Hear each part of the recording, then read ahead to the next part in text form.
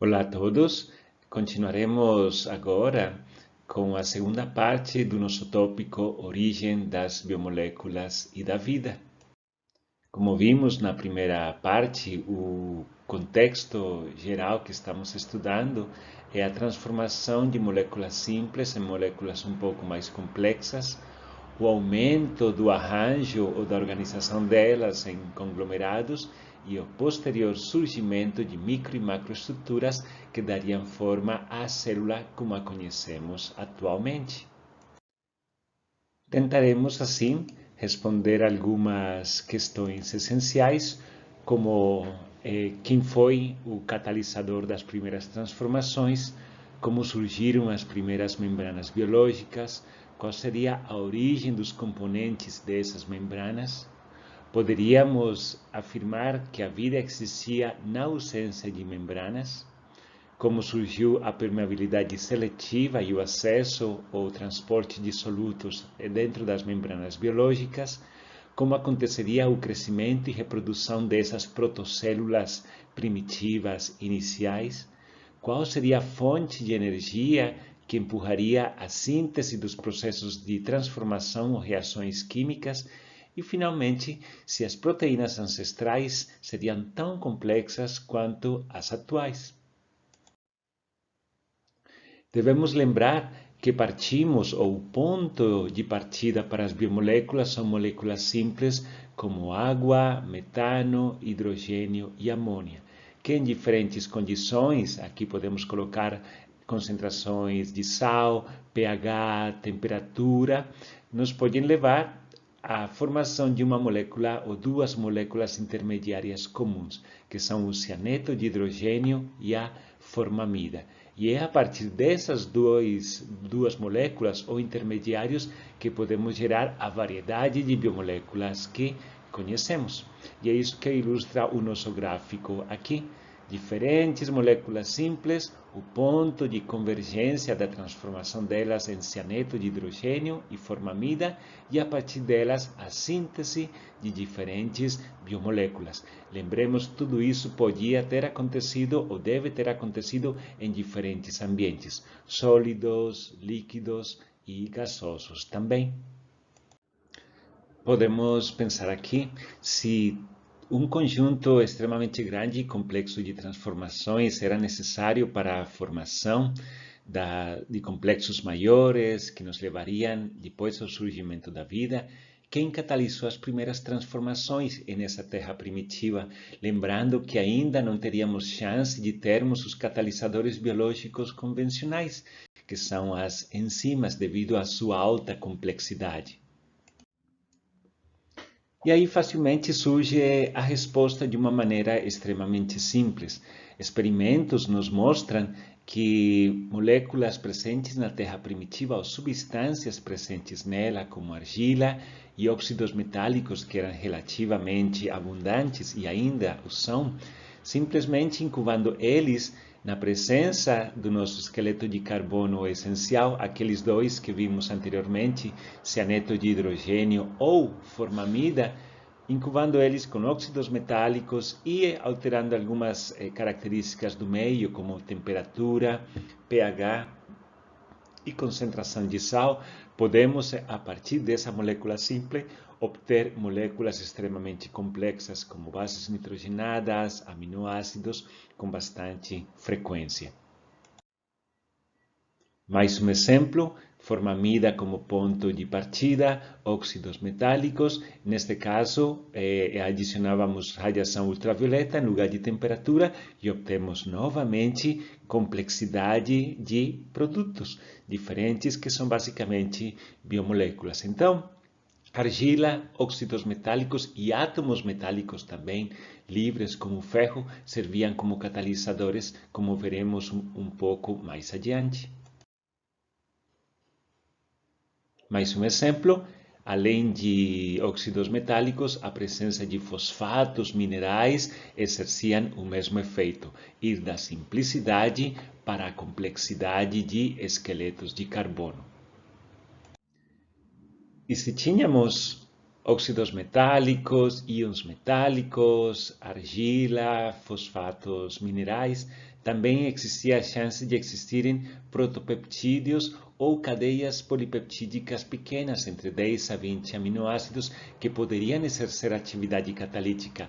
Não é isso que encontramos como enzimas nas células atuais, mas experimentos nos mostram que a síntese ao acaso ou randômica de cadeias polipeptídicas pequenas, eventualmente podemos selecionar alguns peptídeos que têm ou surgem alguns peptídeos com atividade catalítica, e eles poderiam estar presentes e exercendo a sua função na nossa Terra primitiva. A seguinte questão seria: como surgiram as primeiras membranas biológicas? Lembrem que é o evento de compartimentalização que daria finalmente origem às nossas protocélulas seguintes. Precisamos lembrar para que servem as membranas. Então, as membranas são basicamente o primeiro evento ou obstáculo para evitar a dispersão dos componentes que elas envolvem ou que nelas se encontram.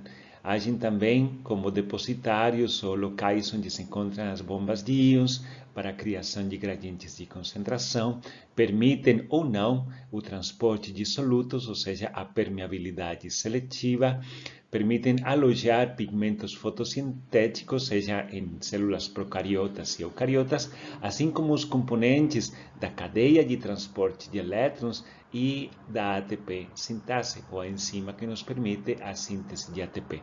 E ainda, finalmente, porém não menos importante, a presença de receptores para múltiplos ligantes, ou seja, a existência da membrana celular age como mediador entre o ambiente externo e o interno, e dali se desenvolve a capacidade da célula reagir a esse ambiente. Mas poderia a vida ter se originado na ausência de limites membranosos? Bom, isso depende do que nós usarmos, ou os termos que usarmos para definir vida. Se definimos ela como um local onde acontecem transformações ou ciclos de transformações, a nossa resposta para essa questão seria sim.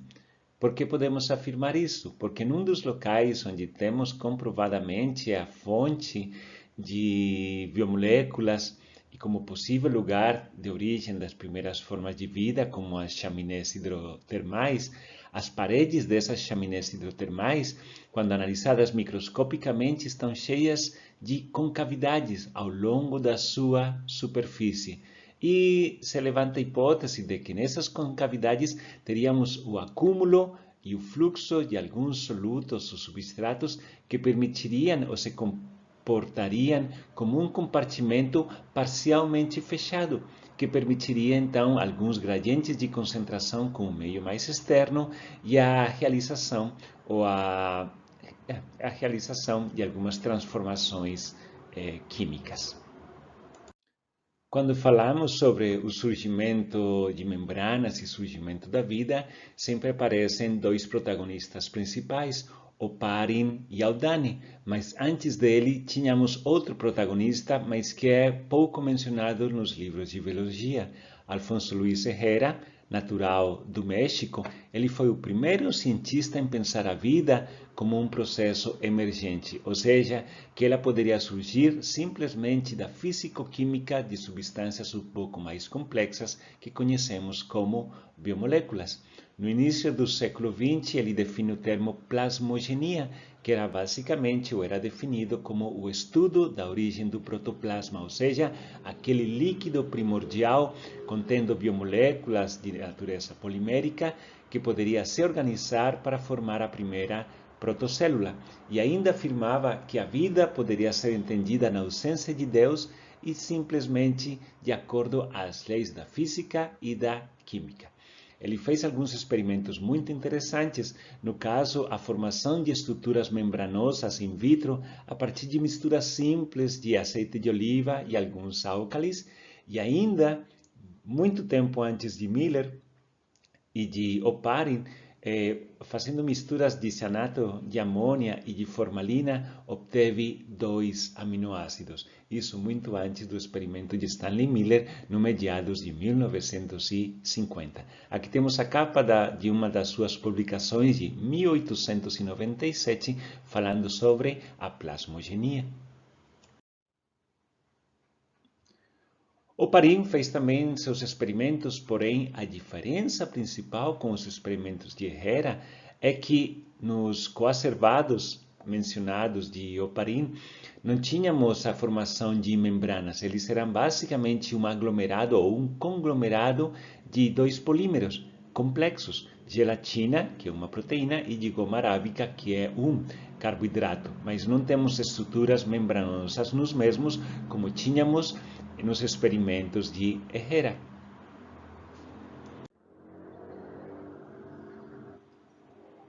Experimentos posteriores, no século XX também, nos mostraram que a incubação de algumas misturas de lipídios formam, dependendo das condições de incubação, pH, temperatura, pressão, a formação de estruturas monocamadas ou bicamadas organizadas, ou seja, a formação de membranas é um processo de natureza espontânea. E esse processo pelo qual a mistura de um conjunto de lipídios simples, como ácidos graxos, por exemplo, nos leva à formação de estruturas globulares com sua periferia formada por monocamadas ou bicamadas lipídicas, é o que chamamos de emergência, ou seja, a formação das membranas biológicas seria um processo emergente. Mas qual seria a origem e os componentes dessas membranas primordiais? Temos aqui duas possibilidades, como falamos anteriormente, a partir das moléculas simples como metano, amônia, água, hidrogênio, que nos levaram à formação de cianeto de hidrogênio e formamida e dali a biomoléculas, usando diferentes catalisadores, como óxidos metálicos, fosfatos minerais, átomos metálicos como ferro.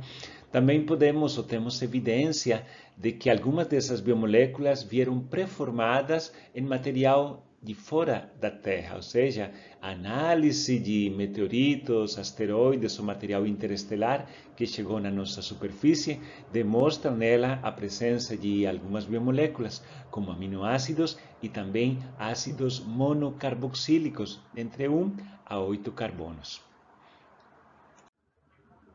Mais de uma publicação de meteoritos de diferentes partes da Terra tem mostrado a obtenção ou a purificação desses ácidos monocarboxílicos ou ácidos graxos a partir desses materiais.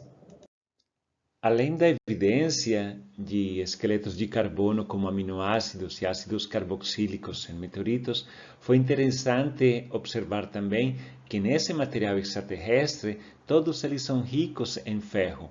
E fazendo experimentos no laboratório, a partir de misturas simples de monóxido de carbono e hidrogênio, com pó de meteorito rico em ferro, incubado em uma medianamente alta temperatura, podemos obter os mesmos ácidos carboxílicos, ácidos graxos que formariam a estrutura das nossas membranas das possíveis protocélulas. Ainda a extração e análise desses ácidos graxos mostravam que eles espontaneamente no laboratório formavam estruturas vesiculares ou membranosas. Agora podemos nos perguntar, mas como poderiam as biomoléculas necessárias para a origem da vida ser encapsuladas dentro dessas estruturas vesiculares ou membranosas dessa primeira protocélula? A resposta a essa questão veio com um experimento extremamente simples. Vesículas membranosas eram basicamente incubadas em um meio hidratado e na presença de um soluto, que quando fosse por elas encapsulado se tornaria fluorescente. Ou seja, ciclos de hidratação e desidratação dessas estruturas vesiculares permitiram a incorporação dessa molécula no seu interior. E no nosso experimento, a incorporação resulta na emissão de fluorescência. Então, dessa forma extremamente clara, foi mostrada a possibilidade. Se temos a formação espontânea dessas vesículas membranosas, monocamadas ou bicamadas lipídicas, como surgiu a permeabilidade e, dessa maneira, o acesso ou a restrição do fluxo de nutrientes? A hipótese mais plausível é que a associação espontânea entre biomoléculas do meio externo com os componentes dessa membrana alterariam pontual e espacialmente a sua permeabilidade. Dali em diante, a seleção natural, ou seja, se essa associação trazia alguma vantagem para a manutenção dessa membrana celular, ela seria mantida ou seria eliminada. Se temos então a formação dessas primeiras protocélulas, como teria surgido o crescimento e a reprodução das mesmas, se ainda não estamos falando de núcleo e não estamos falando de ácidos nucleicos? Normalmente, uma membrana celular, nas células atuais, é obtida a partir da síntese de ácidos graxos, de fosfolipídios e colesterol, ou de cada um dos seus componentes no interior celular ou no citoplasma e depois a sua incorporação nessa membrana celular. O que acreditamos é que provavelmente as primeiras protocélulas não faziam a síntese dos componentes da membrana. Os componentes eram adquiridos do meio externo. E por que podemos afirmar que isso seria plausível? Porque ainda temos exemplos vivos de que isso acontece. Esses exemplos são os micoplasmas, um tipo de bactéria primitiva, cuja membrana celular não é formada ou não é sintetizada pelo componente citoplasmático do microorganismo. Somente uma parcela deles são codificados no genoma da nossa bactéria, o restante dos componentes são obtidos a partir do fluxo ou do material do hospedeiro onde ela se encontra. Ainda, experimentos em laboratório mostram que se temos vesículas membranosas formadas por monocamadas lipídicas ou bicamadas lipídicas, a adição de lipídios à solução faz com que essa monocamada aumente sua complexidade, assim como a sua área, ou seja, o volume. E em um momento determinado, o tamanho vai ser tão grande que ele vai desencadear a formação de filhas, por dizer assim, ou seja, a fragmentação em vesículas pequenas, cada uma retendo um pedacinho do conteúdo intracelular original. Se neste ponto temos estruturas membranosas, temos polímeros, qual seria a origem da energia para empurrar a síntese de polímeros? Lembremos que termodinamicamente ir de monômeros para polímeros precisa de energia. Quem forneceria a mesma para empurrar esse tipo de transformações? A nossa Terra primitiva era rica em diferentes fontes de energia. Temos ali a energia geotérmica, proveniente do centro da Terra, energia elétrica, ilustrada por raios e relâmpagos na atmosfera primitiva, e o calor e luz ultravioleta fornecidas pelo Sol. Todos esses tipos de energia fornecidos de forma cíclica, ou seja, não de maneira ininterrupta, na forma de ciclos de marés, dias e noites, luz e escuridão, erupções ou períodos de tranquilidade vulcânica e assim por diante. É necessário lembrar que os ambientes para o surgimento das diferentes biomoléculas e das primeiras protocélulas não é um só. Acreditamos que diferentes ambientes possam ter sido propícios para o surgimento dessas estruturas. Isso pode ter acontecido na fase gasosa, em superfícies sólidas de minerais e ou em solução. E que nem todas elas incluíam vesículas membranosas. Algumas dessas possibilidades são hidrogéis orgânicos, acúmulo de moléculas semelhantes aos peptídeos, que chamamos de proteinoides, micelas de lipídios anfipáticos, agregados de peptídeos anfifílicos, mistura de lipídios e peptídeos e alguns aerossóis atmosféricos. Todos eles se caracterizam por uma coisa em comum, acúmulo ou agregado de diferentes biomoléculas que poderiam se comportar como compartimentos, ou o que chamamos de primórdios da célula essencial. Nos perguntamos também, seriam as proteínas presentes nessa terra prebiótica tão complexas quanto as atuais? Provavelmente não. Dificilmente teríamos na nossa terra primitiva proteínas com o tamanho das presentes nas nossas células contemporâneas, com dezenas, centenas e ocasionalmente milhares de aminoácidos. Acreditamos que essas proteínas eram de natureza simples e extremamente flexíveis e que, mesmo assim, poderiam ter atividade catalítica. Uma forma de exercer atividade catalítica pela formação ou pelo aumento da complexidade teria sido pela aglomeração, o acúmulo de peptídeos ou cadeias polipeptídicas menores em conglomerados maiores, cuja aglomeração nos levaria ao surgimento de atividade catalítica. Isso tem sido demonstrado no laboratório em algumas publicações, ou seja, a automontagem de peptídeos pequenininhos formando amiloides ou depósitos proteicos com atividade catalítica.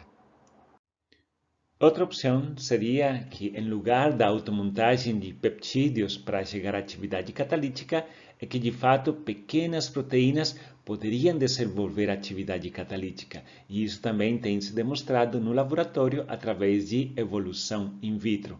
Através desta técnica, tem sido possível montar, de maneira aleatória, cadeias polipeptídicas relativamente pequenas quando comparadas às enzimas atuais, e mesmo assim, apesar do seu pequeno tamanho, aparecendo ou mostrando atividade catalítica. E dessa maneira chegamos ao fim da nossa apresentação. Continuaremos com outras questões no nosso post seguinte. Muito obrigado.